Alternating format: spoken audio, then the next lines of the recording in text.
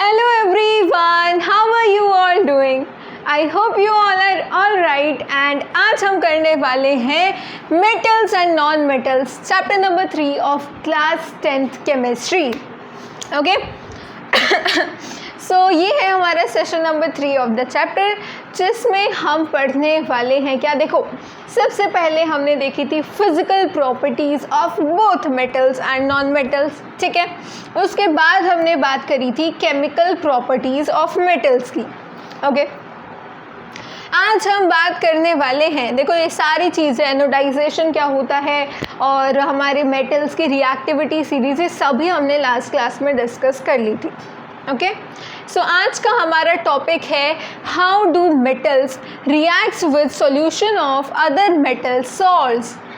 Metals आखिर दूसरे metal salt के सॉल्यूशन के साथ किस तरीके से रिएक्शन शो करते हैं।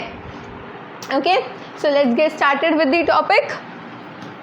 Reactive metals can displace less reactive metals from their compounds in solution or molten form. अब इम्पॉर्टेंट बात ये है कि हमें ये टॉपिक पढ़ना ही क्यों है ना। सो देखो, हमने अभी तक देखा कि अलग अलग मेटल्स जो हैं अलग अलग रेट के साथ, जैसे ऑक्सीजन के साथ कॉपर है, इतनी ज़्यादा अच्छे से रिएक्ट नहीं कर रहा था। वहीं पर मैं अगर बात करूं आपके आयरन की, सो कॉपर से ज़्यादा अच्छी रिएक्टिविटी आयरन शो करता है, और सोडियम और पोटेशियम तो है ही सबसे ऊपर रिएक्टिविटी सीरीज़ में। रिकॉल करेंगे रिएक्टिविटी सीरीज़। ओके, क्या बताया था मैंने आपको? केदारनाथ का मालिक। ओके, थोड़ा हम ऊपर से लिखना स्टार्ट करते हैं। ओके, सो मैंने आपको याद कराया था ना, केदारनाथ का मालिक आलू ज़रा, इट्स जिंक। ओके, ज़रा फीका पकाता है, ठीक है, और हाई कोट है आपका। इस तरीके से आपकी रिएक्टिविटी सीरीज़ होती है, जो कि रिएक्टिविटी सीरीज़ में जो भी मेटल सबसे टॉप पे आते हैं वो सबसे ज़्यादा रिएक्टिव मेटल्स माने जाते हैं, ठीक है। उसके बाद ये जो मेटल्स जो बीच में लाई कर रहे हैं, ठीक है, हाइड्रोजन जो है दैट्स नॉट अ मेटल, लेकिन हाइड्रोजन के ही रेफरेंस में हम बात करते हैं रिएक्टिविटी सीरीज़ की। ओके, सो ये मेटल्स जो बीच में लाई करते हैं दे आर मॉडरेटली रिएक्टिव, और ये क्या है हमारे हाईली रिएक्टिव मेटल्स। और अगर मैं बात करूँ कॉपर की, mercury, silver and gold, they are less reactive metals, ठीक है। अब ये सारी चीज़ें जो मैंने आपको पहले ही बता दी थी ताकि आप आज की क्लास के लिए रेडी हो जाओ, इनका बेसिकली हमें पता कैसे लगा कि ये पोटेशियम ज़्यादा स्ट्रॉन्ग है या सोडियम ज़्यादा स्ट्रॉन्ग है, क्योंकि देखो वाटर के साथ तो ये दोनों ही वॉयलेंट रिएक्शन शो कर रहे थे। और अगर मैं बात करूँ कैल्शियम की, सो कैल्शियम का अगर आपको याद हो तो कैल्शियम जब वाटर के साथ रिएक्ट करता है तो बबल जो है कैल्शियम की सरफेस पे स्टिक हो जाते हैं, तो वो फ्लोट करना स्टार्ट कर देता है। इसी तरीके से मैग्नीशियम भी है ना। सो कैसे पता लगाएं कि देखो मान लो यही चीज़ पोटेशियम सोडियम रिएक्ट तो कर रही हैं वॉयलेंट रिएक्शन, लेकिन आपस में सोडियम ज़्यादा रिएक्टिव है या पोटेशियम ज़्यादा रिएक्टिव है। इसी तरीके से ये जो लेस रिएक्टिव मेटल्स की बात करी है हमने कि mercury, copper, mercury, just a second, ये जो हमारे लेस रिएक्टिव मेटल्स हैं, मुझे कैसे पता लगेगा कि कौन सबसे कम रिएक्टिव है और कौन सबसे ज़्यादा रिएक्टिव है? ठीक है, आप देख सकते हो यहाँ पर ये जो रिएक्टिविटी सीरीज़ है। सो बेसिकली लास्ट क्लास में भी मैंने आपको थोड़ा सा आइडिया दे दिया था कि हम वाटर ऑक्सीजन एसिड्स के साथ रिएक्ट करा के इतना तो बता सकते हैं कि इसका रिएक्शन ज़्यादा है, इसका कम है, बट हम फिर भी एक प्रॉपर कंपैरेटिव आइडिया नहीं ले सकते, और उसके लिए हमें याद करने होंगे डिस्प्लेसमेंट रिएक्शंस। डिस्प्लेसमेंट रिएक्शंस जो कि हमने चैप्टर नंबर 1 में पढ़े थे, ठीक है। डिस्प्लेसमेंट रिएक्शन में क्या होता है, आई होप आप सभी को, sorry for this, I hope आप सभी को याद होगा डिस्प्लेसमेंट रिएक्शन, DR लिख देते हैं। इनमें क्या होता है, एक हाईली रिएक्टिव मेटल, एक जो कम रिएक्टिव मेटल होता है उसको डिस्प्लेस कर देता है, ठीक है। उसी पे इसका नाम बेस्ड है, डिस्प्लेसमेंट रिएक्शन, राइट। अगर मैं बात करूँ, लेट्स सपोज हमारे पास है, मान लो कोई भी ले लेते हैं इनमें से हम मेटल, लेट्स सपोज हमारे पास है जिंक प्लस, जिंक के साथ हम ले लेते हैं कॉपर को, और you can say that CuCl2, yes. So zinc के साथ कॉपर का कोई भी कंपाउंड रिएक्ट करेगा तो हमारा क्या करेगा, जिंक, क्योंकि ये रिएक्टिविटी सीरीज में ऊपर लाई करता है, ठीक है। बताया था ना मैंने आपको कि रिएक्टिविटी इस तरीके से रिएक्टिविटी इंक्रीज करती है और ऐसे रिएक्टिविटी हमारी डिक्रीज करती है। सो कोई भी आप मेटल कंपाउंड ले सकते हो, ठीक है। Let's suppose A plus BC gives AC plus B। सो ये रिएक्शन मैंने इन जनरल लिख दिया है, जैसे A क्या है, ये हमारा हाईली रिएक्टिव मेटल है, ठीक है, हाईली रिएक्टिव। और यहाँ पर ये जो हाईली रिएक्टिव है, इट डजेंट ओनली मीन कि यहाँ मेरे पास पोटेशियम ही हो, सोडियम ही हो, कैल्शियम ही हो। मान लो कि मेरे वो जो B वाला मेटल है, ठीक है, ये B मेटल है और A मेटल है। मान लो ये जो B वाला मेटल है that is mercury. So mercury के साथ हम लेड को भी लेंगे ना, वो भी हाईली रिएक्टिव कहलाएगा, because we are doing comparison with mercury. Comparison पे डिपेंड करता है ना। अगर मैं ले लूँ पोटाशियम को, तो पोटाशियम से ज़्यादा रिएक्टिव कौन है सीरीज़ में, अभी के लिए तो कोई नहीं है, ठीक है।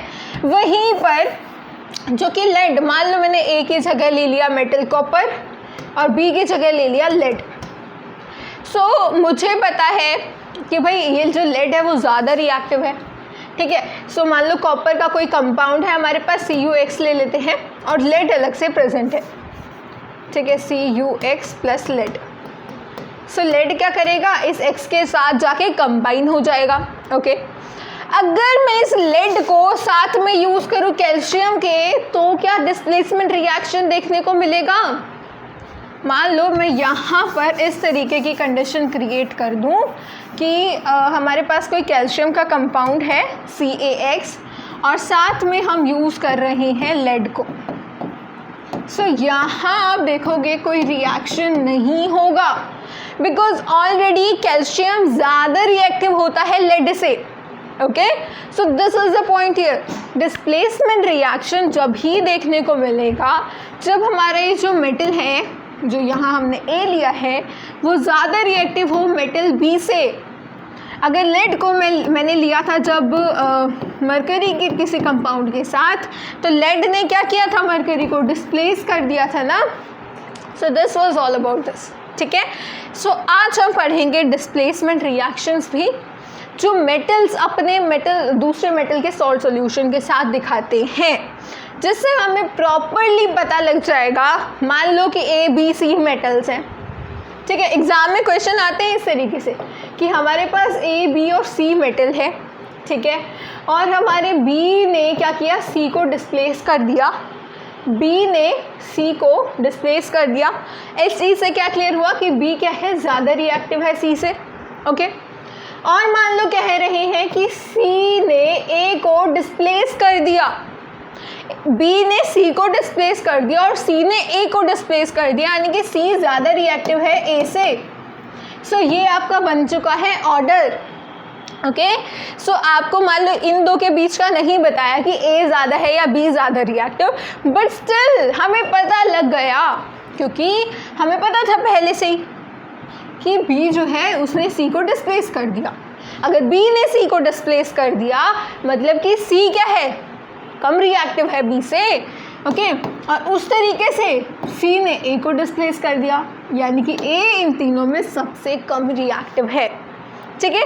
और थोड़ी सी आपको और ज़्यादा हिंट दे देंगे कि जो है हमारा A गर्म पानी के साथ भी रिएक्ट नहीं करता या फिर स्टीम के साथ भी रिएक्ट नहीं करता। B जो है हमारा विगरस रिएक्शन शो करता है ठंडे पानी के साथ। इस तरीके से थोड़ी थोड़ी हिंट देके आपसे मेटल्स के नाम पूछ लिए जाएंगे, ठीक है। ऑप्शंस के अकॉर्डिंग भी हो सकता है। सो ये चीज़ ज़्यादा इम्पॉर्टेंट होती है, आपको रिएक्टिविटी सीरीज़ याद होनी चाहिए। Okay, so reactive metals can displace less reactive metals from their compounds in solution or molten form. ठीक है, अब मान लो ये जो आपके यहाँ पर एक्सपेरिमेंट है इसको देखते हैं। हमने लिया है iron nail in copper sulphate solution. Now what will happen, देखिए आयरन नील को जब आपने कॉपर सल्फेट सॉल्यूशन में डाला तो आप लोगों को पता होना चाहिए that iron is more reactive than copper. ठीक है, iron is more reactive than copper. ठीक है, आयरन की रिएक्टिविटी क्या है, ज़्यादा है। अब मैंने एक ऐसे मेटल को डाला है, एक मेटल के सॉल्यूशन में आयरन को डाला है, और ऐसे मेटल के सॉल्यूशन में जो कि उससे क्या है, कम रिएक्टिव है। सिंपल सी बात है, यहाँ रिएक्शन लिख लो। अब ये जो आयरन है ये इस कॉपर को डिस्प्लेस कर देगा। ठीक है, यानी कि कॉपर अलग से आ जाएगा और आयरन जो है सल्फेट के साथ ऐड हो जाएगा। ठीक है, सो यहाँ पर देखते हैं ये जो आयरन नील है कॉपर सल्फेट, आयरन जो है अब अपने यहाँ से अपने इस वाले पार्ट से निकल के इस सॉल्यूशन में आने लगेगा। अब ये जो सॉल्यूशन है वो कॉपर सल्फेट का सॉल्यूशन ना रहकर now it will become the solution of iron sulphate, और ये वायर अब आयरन की नहीं रहेगी, ये वायर अब जो है बन जाएगी कॉपर की। ठीक है, so I hope it's clear to you now किस तरीके से ये रिएक्शन हुआ। और अब भी क्लियर नहीं हुआ तो चैप्टर नंबर 1 को रिवाइज करो जहाँ डिस्प्लेसमेंट रिएक्शन हमने समझा था। ठीक है, बाकी आप ध्यान से देखोगे तो क्लियर हो जाएगा। देखो यहाँ पर दोबारा रिवाइज कर लेते हैं। ये हमने लिया कॉपर सल्फेट सॉल्यूशन, ठीक है, और हमने डिप कर दिया आयरन नील इन दैट। ठीक है, सो देखो आयरन प्लस कॉपर सल्फेट क्या बनेगा, आयरन सल्फेट प्लस कॉपर। अब ये जो कॉपर है ये आयरन की जगह पर जाएगा और यहाँ हमारा आयरन सल्फेट का सॉल्यूशन बन गया। सो आप ऑब्जर्व करोगे कि जो कॉपर सल्फेट का सॉल्यूशन जो कि ब्लू कलर का होता है वो कलर चेंज हो जाएगा। ये हमारी जो वायर आयरन की थी, ठीक है, आयरन नील था जो, अब ये कॉपर का बन जाएगा। ठीक है, सो ऑब्जर्वेशंस भी आपसे पूछी जा सकती हैं।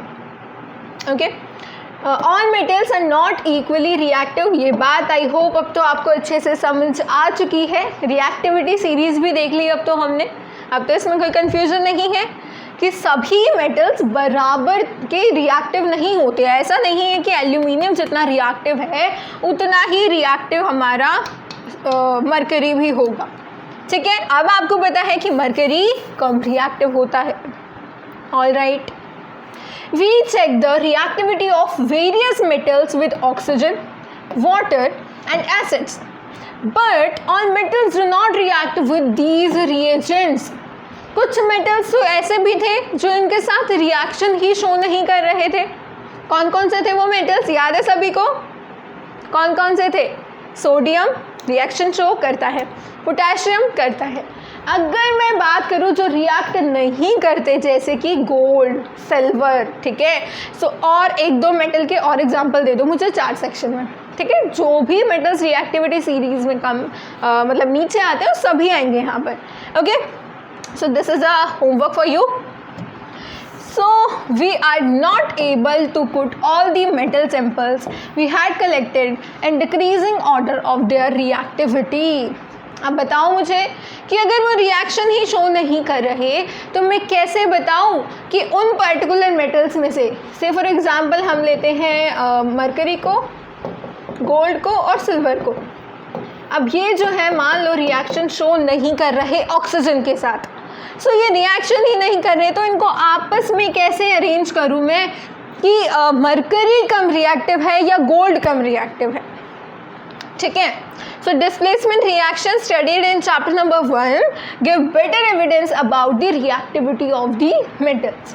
सो I hope now it's clear to you कि किस तरीके से डिस्प्लेसमेंट रिएक्शन को हम यूज़ कर सकते हैं to find out the reactivity order of different elements और मेटल्स कह सकते हो आप। ठीक है, so it is simple and easy.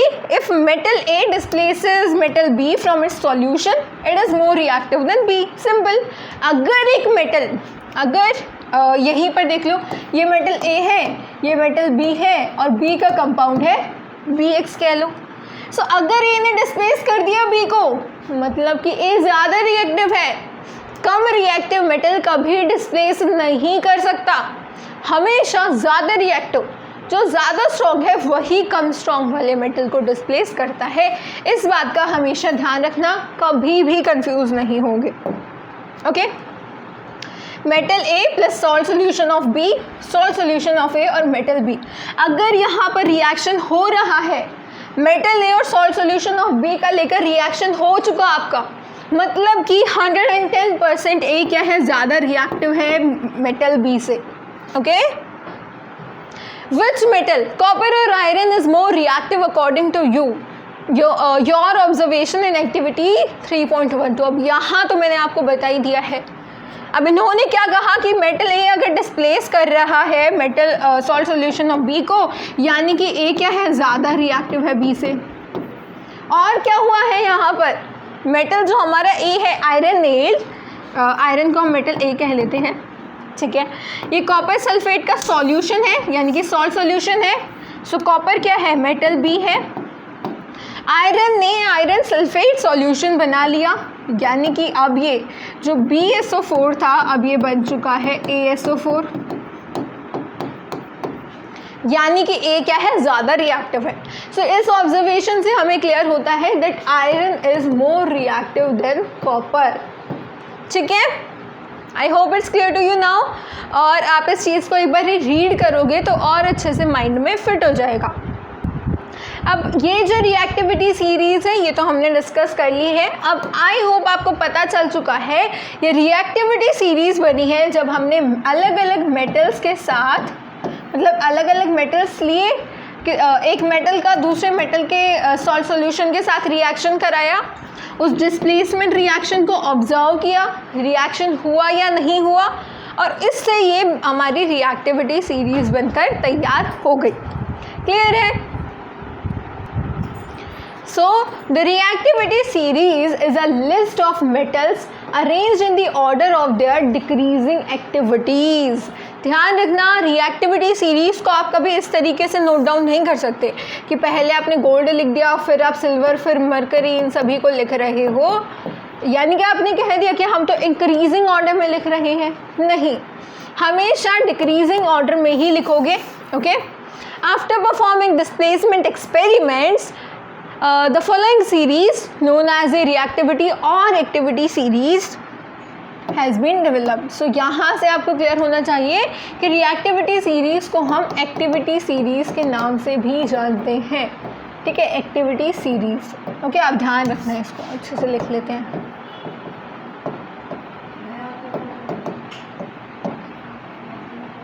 Okay, सो ये हमेशा ध्यान रखना, और ये पूरी टेबल भी आपको, मतलब ये पूरा जो चार्ट है ये आपको ध्यान रखना है। Okay, what happened? Okay, anyways, अब आपको क्या करना है, इसको याद रखना है, इसको नोट डाउन कर लो अपनी नोटबुक्स में। और अब हम समझते हैं कि मेटल्स का जो नॉन मेटल्स के साथ रिएक्शन है वो किस तरीके से होता है।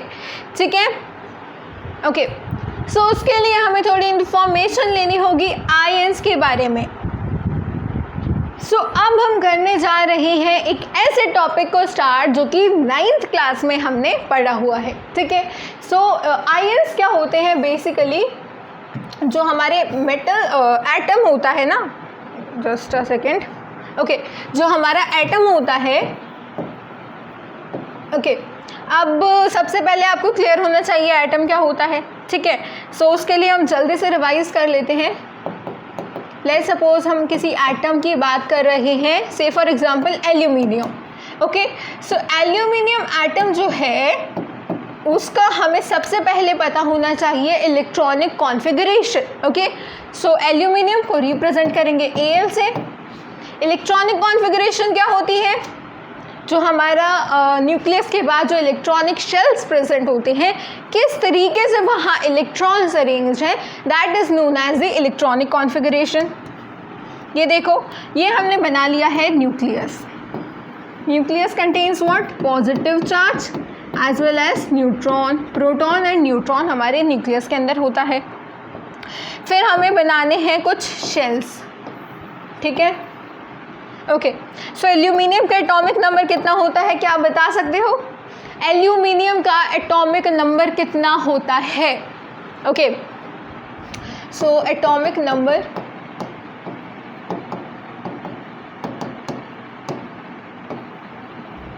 थर्टीन। ओके, सो एल्यूमिनियम का एटॉमिक नंबर कितना होता है? 13।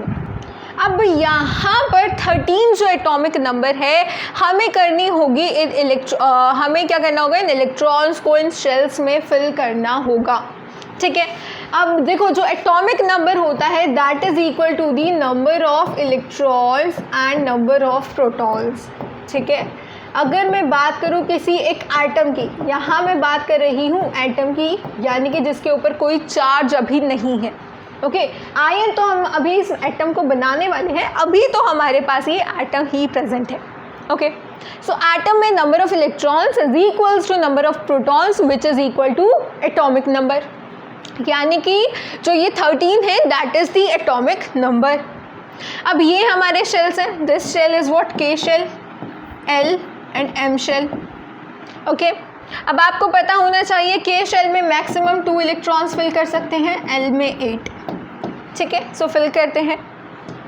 के शेल में हमने बना लिया फर्स्ट इलेक्ट्रॉन, ये सेकेंड इलेक्ट्रॉन, ठीक है। एल शेल में हम 8 इलेक्ट्रॉन्स फिल कर सकते हैं, 13 में से हमारे 2 तो यहाँ पर फिल हो गए, बचे कितने? 11।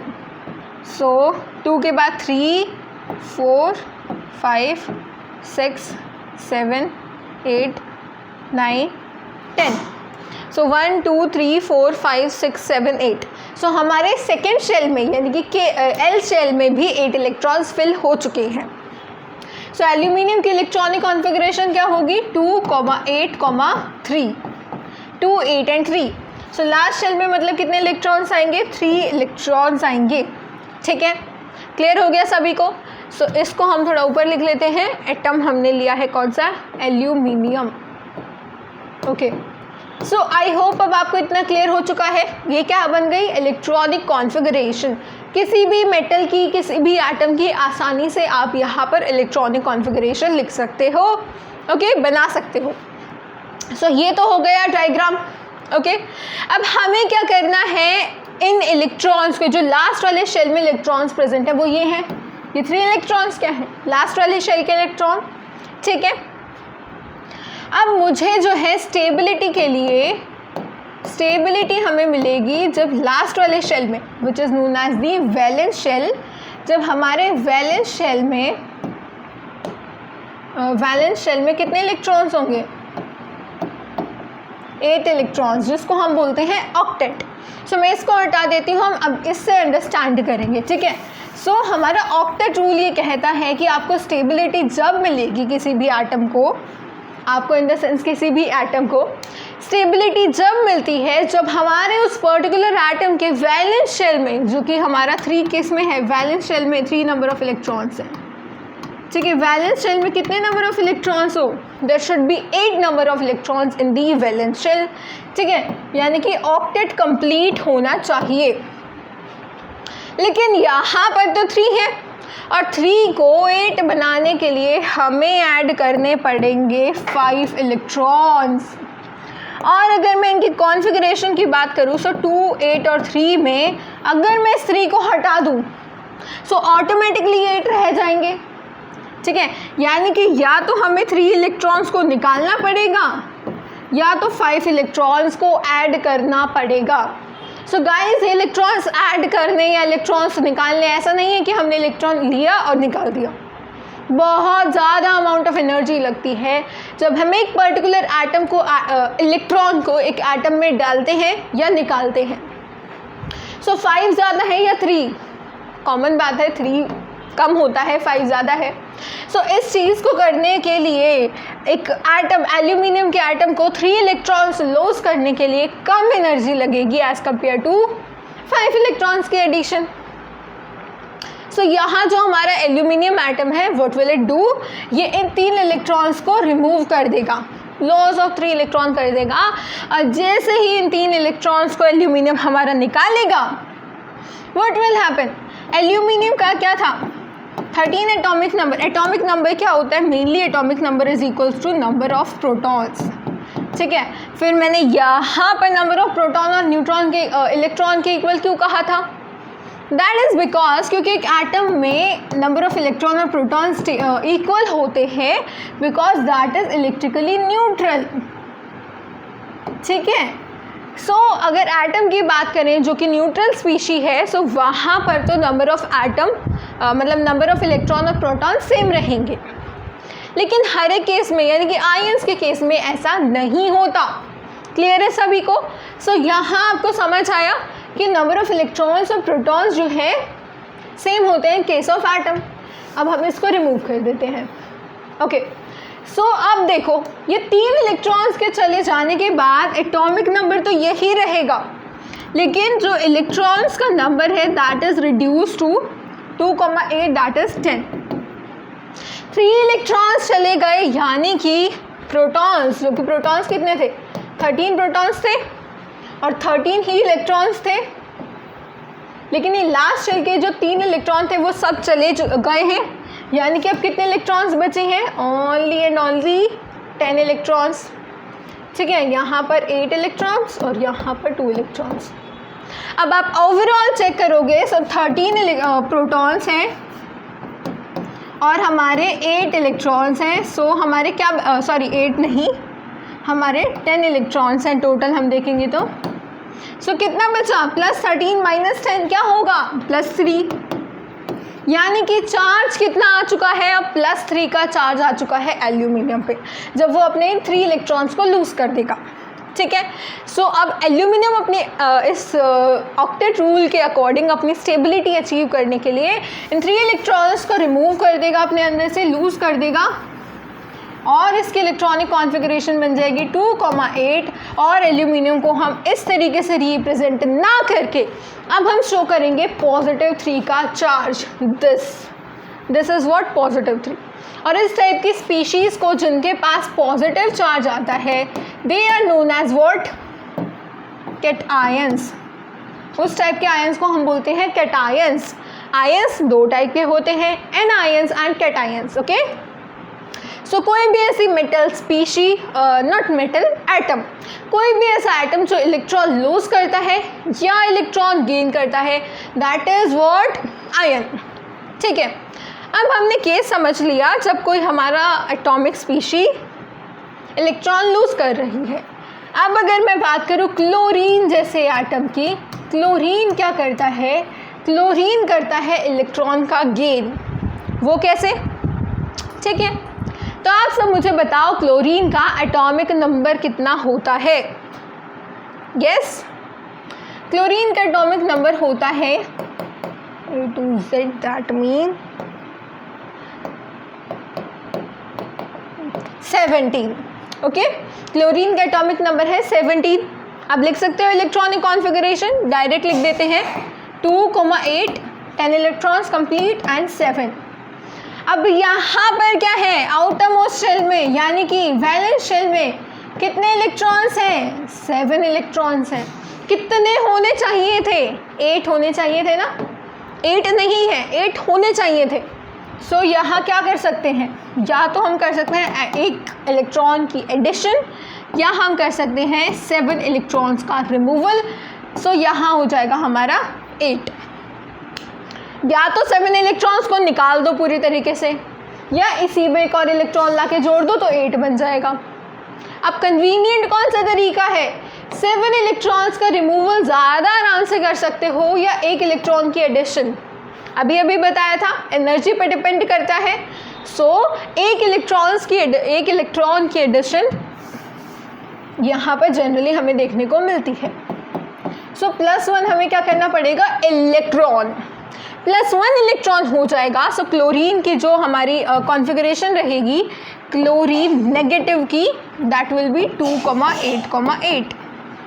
ठीक है, यानी कि ऑक्टेट रूल अपना कंप्लीट हो जाएगा क्लोरीन का। अब यहाँ आप ध्यान दो तो क्लोरीन में प्रोटॉन्स तो 17 ही है, पर इलेक्ट्रॉन एक ऐड हो चुका है, यानी कि 18 इलेक्ट्रॉन हो चुके हैं। यहाँ से सम ओवरऑल हम देखेंगे तो -1 आ चुका है, नेगेटिव 1 आ चुका है, that mean 1 extra electron is there. और जब एक एक्स्ट्रा इलेक्ट्रॉन होता है सो हम उसको रिप्रेजेंट करते हैं नेगेटिव चार्ज से। सो क्लोरीन के आयन को हम क्या बोलेंगे, because it's a negative charge ion, इसको बोलते हैं हम एनायन। नेगेटिवली चार्ज आयंस को वी से एनायंस और पॉजिटिवली चार्ज आयंस को वी से कैटायंस। क्लियर हुआ सभी को?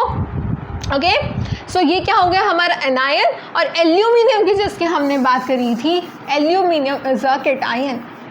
अब आप सभी का होमवर्क है कि आपको ऑक्सीजन का, मैग्नीशियम का और सोडियम और साथ में फ्लोरीन, इन सभी के चार्ज पता करने हैं। नेगेटिव किस पे आएगा, पॉजिटिव किस पे आएगा और क्यों आएगा, किसको हम कैटायन बोलेंगे और किसको हम एनायन बोलेंगे, ये सभी आपको फाइंड आउट करने हैं और कमेंट सेक्शन में मुझे आंसर बताना है।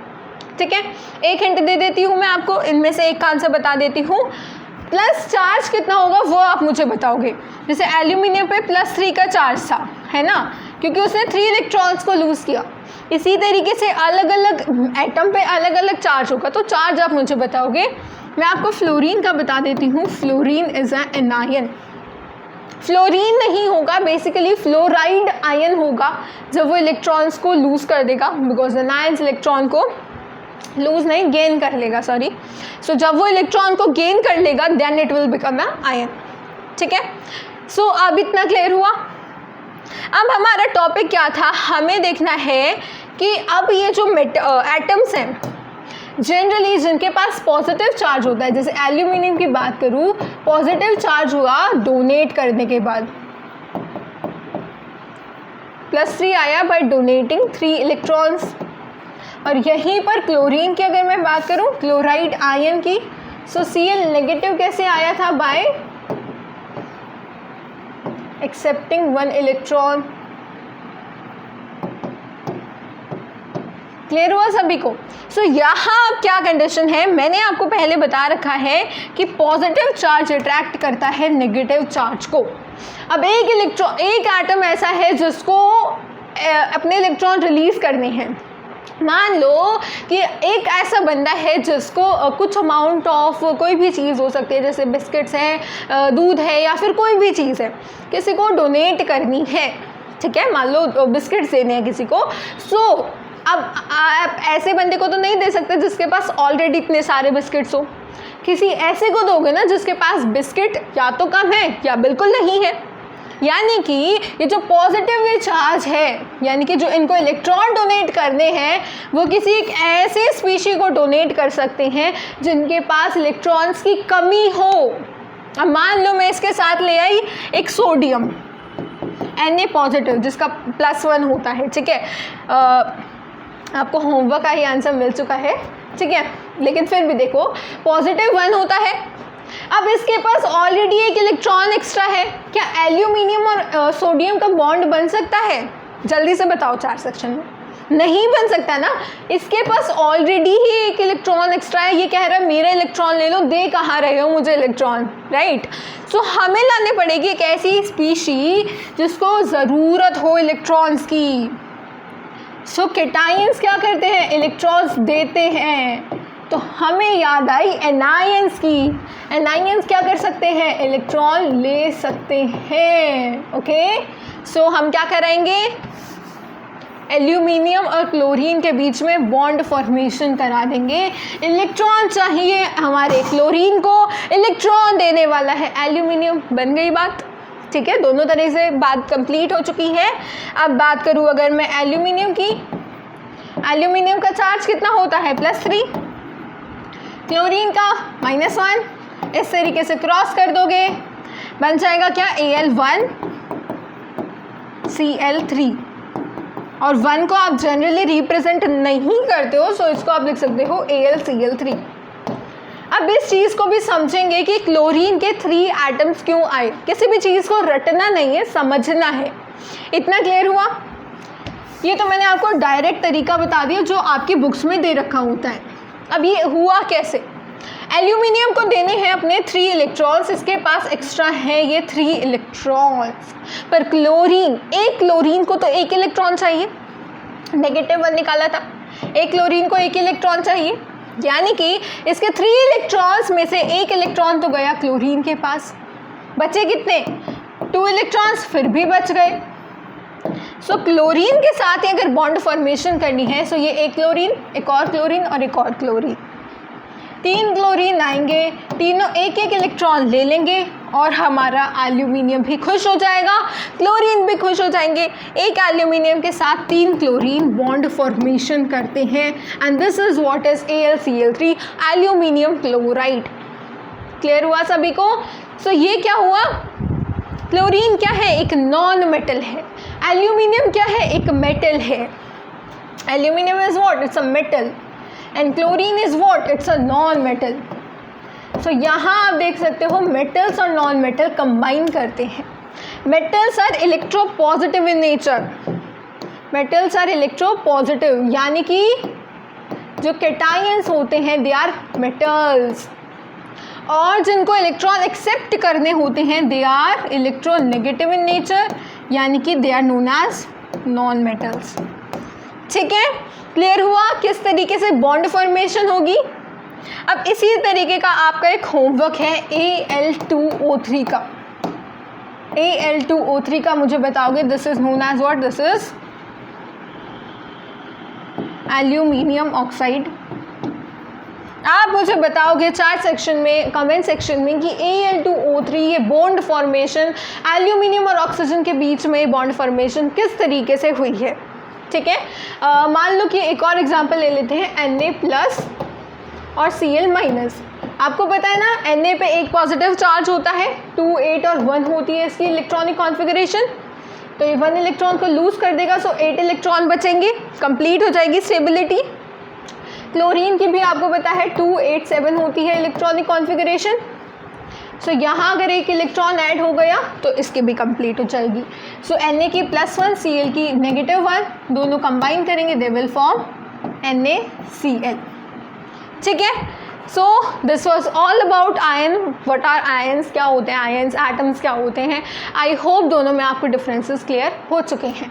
मेटल्स और नॉन मेटल्स किस तरीके से रिएक्ट करते हैं, I hope that is also clear to you. Okay, ठीक है, सो अब आपको कॉन्सेप्ट तो क्लियर हो चुका है। अब अंडरस्टैंड कर लेते हैं, NCERT की रीडिंग कर लेते हैं। Okay, in the above activities you saw the reaction of metals with a number of reagents. Why do metals react in this manner? Let us recall what we learnt about the electronic configuration of elements in class 9th. ये पढ़ ली ना, अब हमने recall कर लिया सब कुछ हमने। ठीक है, सो यहाँ आपको वही बता रखा है कि वैलेंस शेल फिल हो जाएगा, कम्प्लीटली फिल्ड होना चाहिए, 8 इलेक्ट्रॉन्स होने चाहिए वैलेंस शेल में। उसके लिए कोई भी एटम लूज भी कर देता है, अगर कोई एटम लूज करेगा इलेक्ट्रॉन्स को अपने M या L शेल से अपने आउटर मोस्ट शेल में कंप्लीट ऑक्टेट कंप्लीट करने के लिए, सो जब लूज कर रहा है that will termed as cation, और गेन करेगा सो उसको हम क्या बोलेंगे, एनायन। ठीक है, सो ये आप रीड कर लेना NCERT का ये वाला पोर्शन। अब ये आ गई आपकी एटॉमिक नंबर के साथ इलेक्ट्रॉनिक कॉन्फ़िगरेशन, काफ़ी सिंपल है। एटॉमिक नंबर पता लग गया, इलेक्ट्रॉनिक कॉन्फ़िगरेशन कोई बड़ी चीज़ नहीं है। हमने बात करी थी एल्यूमिनियम की 13 एटॉमिक नंबर, 2, 8 और 3 की बात करी थी। यहाँ पर देखो 2, 8 और 3 इलेक्ट्रॉन जब यहाँ से चले जाएंगे 2 और 8 बचेंगे, राइट। सो ये क्या हो जाएगी, कंप्लीट हो जाएगी, स्टेबिलिटी मिल जाएगी। इसी तरीके से दूसरे एलिमेंट्स की बात करूँ, सोडियम की बात करूँ, 2, 8 और 1 है, 1 को भगा दो 8 बचेगा, complete stability. Nitrogen which is a non metal, 2 और 5 देखो यहाँ पर। अब या तो आप कर सकते हो +3 या आप कर सकते हो -5। -5 इन द सेंस 5 इलेक्ट्रॉन्स को हटा दो, पॉजिटिव बन जाएगा, बट स्टिल माइनस मैंने इसलिए डाले ताकि यहाँ से निकलने का साइन हो। सो -5 मतलब माइनस कर दो 5 इलेक्ट्रॉन्स को या ऐड कर दो 3 इलेक्ट्रॉन्स को। ज़्यादा कन्वीनियंट कौन सा है, एडिशन ऑफ 3 इलेक्ट्रॉन्स। सो यहाँ 3 इलेक्ट्रॉन्स को ऐड कर दो, ठीक है। ऑक्सीजन में क्या है, 6 इलेक्ट्रॉन्स हैं आउटरमोस्ट शेल में, कितने होने चाहिए, 8 होने चाहिए। 8 - 6 इज व्हाट, 2, यानी कि यहाँ 2 इलेक्ट्रॉन्स को ऐड कर दो, ठीक है। यानी कि चार्ज कैसा हो जाएगा, N3 नेगेटिव, O2 नेगेटिव। अब यहाँ देखो 2 7, एक की कमी है, फ्लोरीन में भी एक की कमी है, F नेगेटिव फ्लोराइड। 2 8 5 अगैन 3 की कमी है, किसके केस में, फॉस्फोरस के केस में। सल्फर, क्लोरीन सब कर लेंगे ना अब आप, ठीक है। तो यहाँ क्या होगा, अब देखो बॉन्ड कैसे बनेंगे इनके बीच में। हमारा जो सोडियम है, सोडियम के पास, मान लो सोडियम और हम क्लोरीन की बात कर रहे हैं, ठीक है। सो सोडियम के पास ये वाला इलेक्ट्रॉन एक्स्ट्रा है, देना है किसी को। वहीं पर क्लोरीन के पास एक इलेक्ट्रॉन की कमी है, ये इलेक्ट्रॉन यहाँ आ जाएगा, Na का पॉजिटिव चार्ज Cl ने ले लिया, इसका ये नेगेटिव चार्ज यहाँ, मतलब कि नेगेटिव चार्ज आ गया ना इस इलेक्ट्रॉन के आने से, यानी कि Na और Cl बॉन्ड फॉर्मेशन हो जाएगी। क्लियर है। इसी तरीके से और भी एग्जाम्पल ले सकते हो। से फॉर एग्जाम्पल हमने ले लिया कैल्शियम ऑक्सीजन का, कैल्शियम ऑक्साइड। कैल्शियम के पास ये 2 इलेक्ट्रॉन्स जो है एक्स्ट्रा है, कैल्शियम को नहीं चाहिए, कैल्शियम की स्टेबिलिटी को बिगाड़ रहे हैं ये 2 इलेक्ट्रॉन। कैल्शियम क्या करेगा, किसी और को डोनेट करने की सोचेगा। अब इनमें से ढूंढो किसके पास 2 इलेक्ट्रॉन की कमी है। यहाँ पर भी है 2 इलेक्ट्रॉन्स की कमी और यहाँ पर भी 2 इलेक्ट्रॉन्स की कमी है, ठीक है। अब मान लो मैं ऑक्सीजन के साथ बात कर रही हूँ, तो यहाँ इलेक्ट्रॉन 2 चाहिए, इसको 2 देने हैं, इन दोनों के बीच में बॉन्ड बन जाएगा, कैल्शियम ऑक्साइड, ठीक है। बॉन्ड फॉर्मेशन क्लियर हुई। किसके बीच में देखी आपने, देखी थी सोडियम और क्लोरीन के बीच में, मेटल और नॉन मेटल था वो भी, सोडियम क्लोरीन, और कैल्शियम और आपने देखी ऑक्सीजन के केस में, ये भी क्या है, ये मेटल, ये नॉन मेटल। यानी कि मेटल्स और नॉन मेटल्स के बीच में बॉन्ड फॉर्मेशन होती है। क्लियर है, ओके। क्लियर हो गया सभी को अच्छे से वाला concept, okay. Now let's see here, ये आपको पूरा अच्छे से समझा रखा है कि हमारे सोडियम के पास Na+ बन जाएगा, ये एक इलेक्ट्रॉन लूज करके 2 8 रहेगी इलेक्ट्रॉनिक कॉन्फ़िगरेशन, एक इलेक्ट्रॉन लूज हो जाएगा, यानी कि सोडियम का कैटायन। इसी तरीके से क्लोरीन में क्या है, एक इलेक्ट्रॉन की कमी है, 8 देखो 8 इलेक्ट्रॉन्स को फिल करने के लिए क्लोरीन में एक इलेक्ट्रॉन की कमी है, सो Cl negative ion, okay, chloride N ion, okay. So sodium अपना एक इलेक्ट्रॉन इस क्लोरीन को दे देगा and this will form what, NaCl, bond formation हो जाएगी। Sodium and chloride ions being oppositely charged attract each other and are held by strong electrostatic forces. अब bond formation में मैंने आपको बताया कि Na+ क्या है, कैटायन है, पॉजिटिवली चार्ज है, Cl नेगेटिव है, एनायन है, नेगेटिवली चार्ज है। क्या हो गए, ये अपोजिटली चार्ज हो गए, और अपोजिटली चार्ज स्पीशीज आपस में हमेशा अट्रैक्शन शो करती हैं, और किस वजह से, because they have what, electrostatic force of attraction, electrostatic. अब देखो ये इलेक्ट्रोस्टैटिक फोर्स ऑफ अट्रैक्शन क्या होता है, this is basically force of attraction between positive and negative charge, ठीक है। पॉजिटिव और नेगेटिव चार्ज के बीच में जो अट्रैक्टिव फोर्स है that is electrostatic force of attraction. तो यहाँ सोडियम और क्लोरीन के बीच में बॉन्ड फॉर्मेशन होती है because they are oppositely charge as well as they have strong electrostatic forces of attraction, okay. It should be noted that sodium chloride does not exist as molecule but aggregates of oppositely charged ions, okay, sorry for pronunciation, aggregates of oppositely charged ions होते हैं, ठीक है। This was a tongue twister, okay. So यहाँ आप देख सकते हो कि सोडियम और क्लोरीन जो है आपके वहाँ कभी भी, जस्ट अ सेकेंड, सोडियम और क्लोरीन आपके कभी भी एक मॉलिक्यूल की तरह एग्जिस्ट नहीं करेंगे, they will exist as aggregate of oppositely charge ion. Let us see the formation of one more ionic compound, magnesium chloride.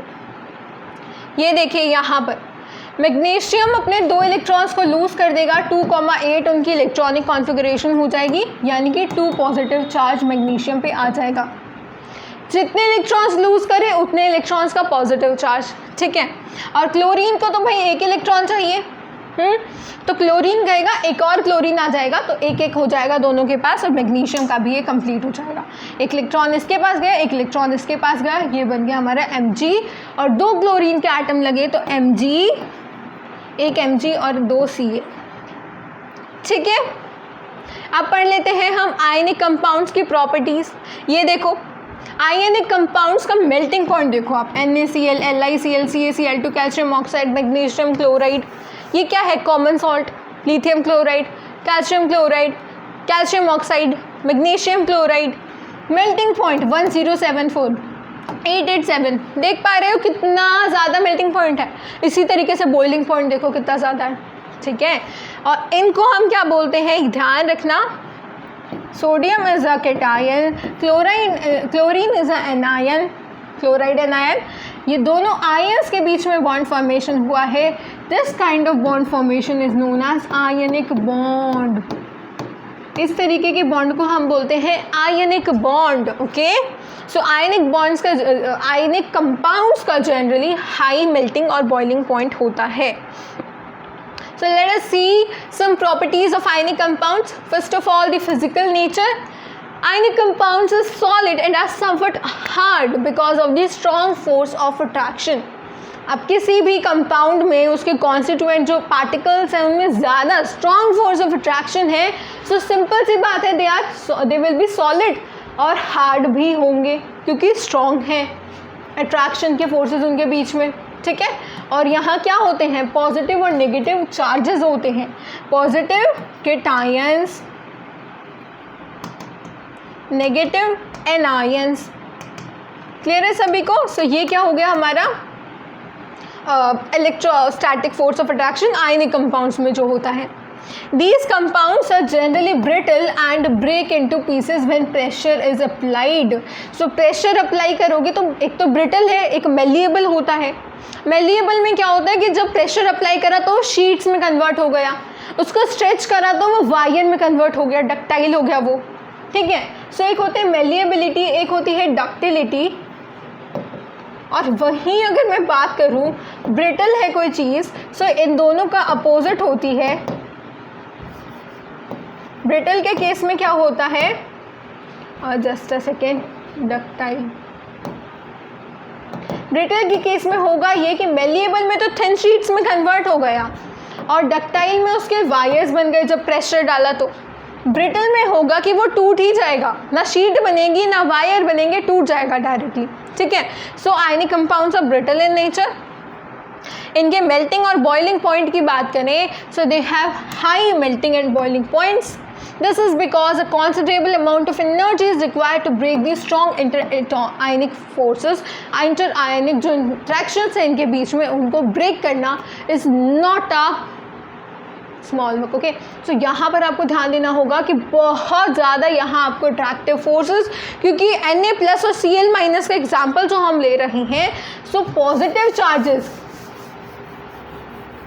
हमारा एक पॉजिटिव चार्ज एक नेगेटिव चार्ज है, पॉजिटिव और नेगेटिव चार्ज के बीच में जो इतना स्ट्रॉन्ग फोर्स ऑफ अट्रैक्शन है उसको ब्रेक करना कोई आसान काम नहीं है, ठीक है। सो यहाँ हमें बहुत ज़्यादा फोर्सेस लगाने पड़ेंगे क्योंकि सोडियम को एक इलेक्ट्रॉन लूज कर रहा है तो सोडियम को पूरी स्टेबिलिटी मिली हुई है, क्लोरीन को एक इलेक्ट्रॉन मिल गया उसको भी परफेक्ट स्टेबिलिटी बनी हुई है।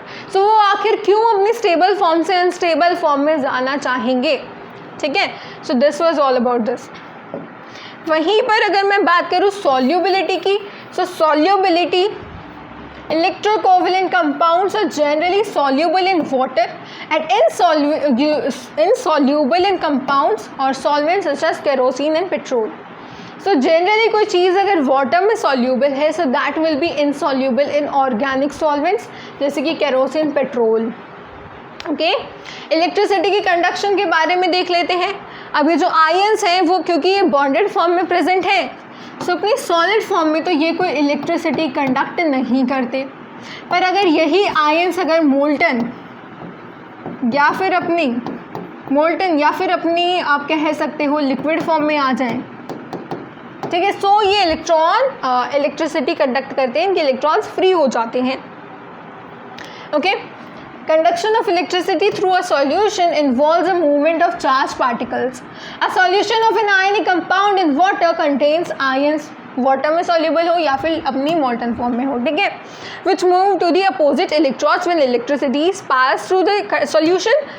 यानी कि यहाँ पर क्या होगा, जब आपके वाटर में प्रेजेंट होंगे ना ये कंपाउंड्स, वाटर में अगर प्रेजेंट होंगे, बेसिकली कंडक्शन ऑफ इलेक्ट्रिसिटी के लिए, इलेक्ट्रिकल कंडक्टिविटी के लिए इट इज़ इम्पॉर्टेंट कि यहाँ पर ये जो चार्ज पार्टिकल्स हैं, पॉजिटिव हो या नेगेटिव हो, इनकी मूवमेंट होनी ज़रूरी है. इलेक्ट्रिसिटी चैप्टर में भी पढ़ा होगा आपने, ठीक है. So it involves movement of charge particles. A solution of an ionic compound in water, water में किसी आयनिक कंपाउंड का सॉल्यूशन, जैसे एक छोटी सी एक्टिविटी आपको देती हूँ मैं होमवर्क के लिए. NaCl को आप, कॉमन सोल्ट है, कोई भी आपके घर में नमक होगा उसके साथ कर सकते हो. NaCl जो नमक है उसको आप जब बैटरी के पॉजिटिव और नेगेटिव टर्मिनल के साथ ऐड करोगे सो कुछ नहीं होगा, कोई इलेक्ट्रिसिटी कंडक्ट नहीं होगी. वहीं पर इस सोडियम क्लोराइड को आप वाटर में डिज़ोल्व करा दो, ठीक है. वाटर में डिज़ोल्व कराने के बाद यहाँ पर ये परफेक्ट कंडक्टर बन जाएगा इलेक्ट्रिसिटी का, क्योंकि यहाँ क्या हो रही है, movement of charge particle start हो चुकी है. Okay, a solution of an ionic compound in water contains ions which move to the opposite electrodes. Opposite electrodes in the sense कि पॉजिटिव वाली इलेक्ट्रोड ली है हमने, यानी कि एनोड जो कि पॉजिटिवली चार्ज होती है, सो अट्रैक्ट करेगी एनायंस को, because anions are negatively charge. वहीं पर कैथोड की अगर मैं बात करूँ, cathode is negatively charge, so it will attract cations which will be positively charge, ठीक है. सो इसकी मैंने आपको लास्ट सेशन में ट्रिक भी दी थी. एनोड मीन्स AN से रिप्रेजेंट हो रहे हैं एनायंस, कैथोड CAT से रिप्रेजेंट हो रही हैं cations. Cathode attracts cations, anode attracts anions. और अट्रैक्शन जब ही होगी जब अपोजिटली चार्ज यहाँ पर पार्टिकल्स होंगे या फिर अपोजिटली चार्ज आयंस प्रेजेंट होंगे. Okay, so ionic compounds in the solid state do not conduct electricity because movement of ions in the solid is not possible due to their rigid structure. यहाँ देखा था कि इनका structure ही कैसे होते हैं, hard होते हैं, स्ट्रॉन्ग फोर्स ऑफ अट्रैक्शन होता है. सो रिजिड स्ट्रक्चर है तो इनके आयंस फ्री नहीं है मूवमेंट के लिए. But ionic compounds conduct electricity in the molten state as well, यानी कि एक्वा स्टेट में हो या मोल्टन स्टेट में हो इलेक्ट्रिसिटी कंडक्ट करेंगे, ठीक है. क्योंकि मोल्टन स्टेट में क्या हुआ, इलेक्ट्रोस्टैटिक फोर्स ऑफ अट्रैक्शन जो थे वो अपोजिटली चार्ज पार्टिकल्स के इतनी वहाँ पर हीट एनर्जी मिल जाएगी कि वो उस इलेक्ट्रोस्टैटिक फोर्स ऑफ अट्रैक्शन को तोड़ सकें. Thus the ions move freely and conduct electricity, ठीक है. सो आयंस जब रिलीज हो जाएंगे, पॉजिटिव चार्ज अलग आ जाएगा, नेगेटिव चार्ज अलग आ जाएगा, सो बढ़िया तरीके से इलेक्ट्रिसिटी को कंडक्ट करेंगे, ठीक है. सो ये प्रॉपर्टीज़ हैं आपके आयनिक कंपाउंड्स की. रिजिड होते हैं, सॉलिड होते हैं, हार्ड स्ट्रक्चर होता है, स्ट्रॉन्ग फोर्स ऑफ अट्रैक्शन होती है, और क्योंकि स्ट्रॉन्ग फोर्स ऑफ अट्रैक्शन है सो मेल्टिंग और बॉइलिंग पॉइंट भी ज़्यादा होता है. इनकी सॉल्युबिलिटी जो है वाटर में होती है, केरोसिन पेट्रोल में इन जैसे सॉल्वेंट्स में नहीं होती. इलेक्ट्रिसिटी की कंडक्शन की बात करें तो मोल्टन स्टेट या फिर एक्वा स्टेट में है तो इलेक्ट्रिसिटी कंडक्ट करेंगे, अगर वो अपनी सॉलिड स्टेट में है तो वो इलेक्ट्रिसिटी कंडक्ट नहीं करेंगे. ओके, सो ये टेबल आप रीड कर लेना 2-3 बार, थोड़ा दिमाग में फिट हो जाएगा, एक रेंज मिल जाएगी आपको कि कितना इनका मेल्टिंग और बॉइलिंग पॉइंट होता है, ठीक है. इसके बाद हमारा जो एक कॉन्सेप्ट है अकरेंस ऑफ मेटल्स का, मेटल्स की एक्सट्रैक्शन, ये सभी हम पढ़ेंगे in the next session. So till then take care and keep revising. Thank you.